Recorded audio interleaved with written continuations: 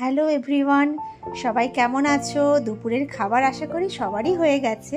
তাই একটা ছোট্ট রেসিপি তোমাদের সাথে শেয়ার করছি। এটা কিন্তু আমি বানাইনি, এটা বানিয়েছে আমার মা জামাই ষষ্ঠীর দিন। এটা আমার লেট পোস্ট হচ্ছে। তো সেদিনকে মা কিছু রান্না করেছিল, তার মধ্যে তোমাদের তো দেখিয়েছিলাম কি কি রান্না মা করেছিল। তার মধ্যে একটি রান্না হচ্ছে এই ইলিশ ভাপা, যেটা আমাদের সবার ভীষণই একটা প্রিয় খাবার। আর সেদিনটা ছিল স্পেশাল, তো ইলিশ ভাপা তো মাস্ট। তো মা কিন্তু কাঁচা ইলিশকে নিয়ে এসে কাটিয়ে তারপরে তাকে ভালো করে পরিষ্কার করে ধুয়ে কাঁচা তেল, নুন আর দিয়ে আর হলুদ দিয়ে ভালো করে কিন্তু মাখিয়ে নিয়েছিল।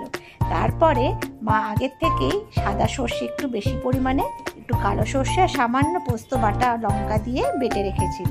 তোমাদের বাটাটা কিন্তু দেখাতে পারলাম না, কারণ সেই সময় আমি ভিডিওটা তুলতে পারিনি, তাই আর বাটাটা দেখাতে পারলাম না।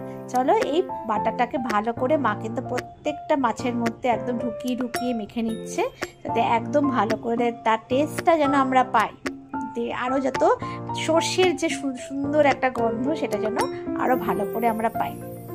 তার জন্য অবভিয়াসলি একটা সুন্দর করে মাখাতে হবে। আর দেখো, মাখানো হয়ে গেছে। দেন একটা নর্মাল একটা পাত্রের মধ্যে একটা অল্প একটু কাঁচা তেল ঢেলে নিয়েছে, আর একটা করে মাছ কিন্তু মা তার মধ্যে ঢেলে দিচ্ছে। এবার তোমরা বলতে পারো যে তুমি এখানে টিফিন বক্স নাওনি কেন? আমাদের টিফিন বক্স এত বড় ছিল না যেখানে এখানে প্রত্যেকটা পিসকে সুন্দরভাবে রাখা যায়, কিন্তু তো বিশ্বাস করো কোনো অসুবিধাই হয়নি। এই টিফিন বক্স ছাড়াও কিন্তু বেশ সুন্দর করে কিন্তু হয়ে গেছিল। আর দেখো, যেটুকু আমাদের বেঁচে ছিল প্লেটের মধ্যে মা কি করেছে, পুরো জিনিসটার মধ্যে জল ঢেলে একদম ভালো করে ঢেলে নিয়েছে, একদম মাছের সঙ্গে দিয়ে দিয়েছে, যাতে পুরো যে মশলাটা তার মধ্যে যেন চলে যায়।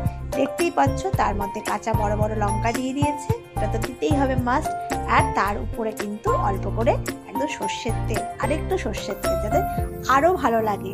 যত সর্ষের তেল দেবে তত কিন্তু ইলিশ মাছের যে সুন্দর একটা গন্ধ সেটা বেশি বেড়ে ওঠে। আর দেখো, মা এখানে নর্মাল একটা কড়াইয়ের মধ্যে অল্প জল দিয়ে পাত্রটা বসিয়ে দিয়েছে, আর তার উপরে কিন্তু ঢাকনা দিয়ে দিয়েছে। এটা কিন্তু পুরো কমপ্লিট হতে রান্নাটা আমাদের মোটামুটি 15 মিনিটসের মতো লেগেছে। গরম ভাতের সঙ্গে এবার পরিবেশন করে খাবার পালা।